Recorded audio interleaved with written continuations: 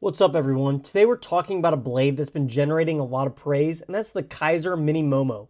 So much praise, in fact, that Wayne's Sharp World said this was the best knife of 2025 under $100.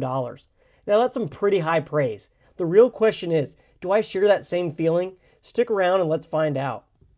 The Mini Momo is coming from one of my favorite brands at the moment, which is Kizer.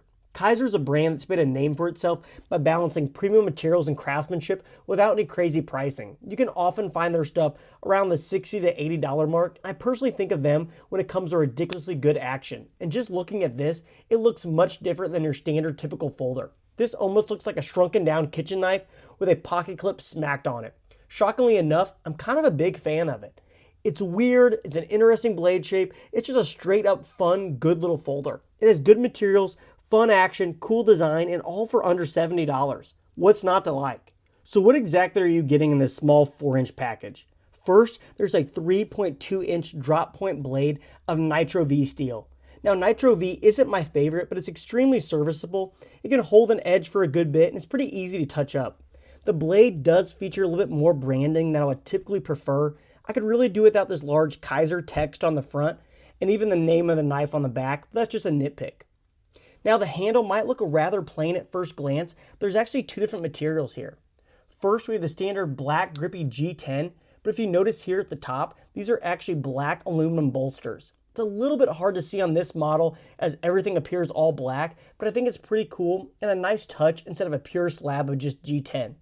Now I think G10 is a little bit boring now compared to micarta or titanium, but here I think it's a nice choice as this style of knife screams kitchen knife, and G10 is the perfect choice as this will remain in your hand in wet conditions due to the grippy texture.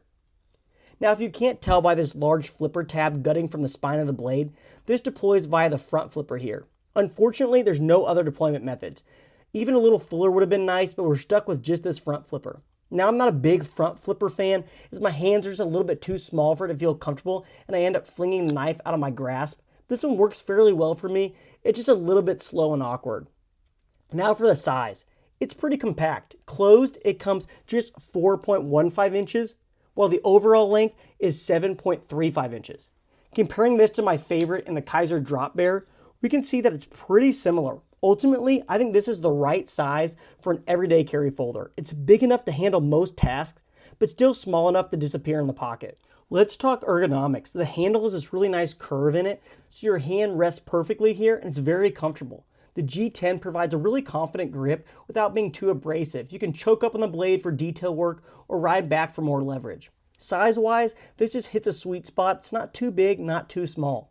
So how does it carry? It's pretty good considering it is Kizer's standard deep carry pocket clip, though it is not reversible. I wish this didn't have the Kizer branding on it, but this is the common hole pattern, so you can swap this out if you desire. I briefly mentioned it in the beginning, but I again wanted to go over the action. Kizer is known for having ridiculous action on these budget folders, and this isn't an exception. Even though I'm severely lacking the front flipping department, this is still so smooth and drops shut without any issue. The pivot is dialed in, there's no blade play, there's nice tension, it's really solid centering. This is coming with a liner lock, and though the lockup is rock solid, I'd have liked to see a little bit bigger spot to access the lock bar. It's a little bit tight to get your thumb in here.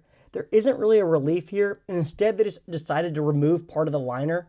You can still access the liner lock pretty easily, but I think it's a little bit room for improvement right here. So who should consider this knife? I think this knife could work for quite a few of you out there actually.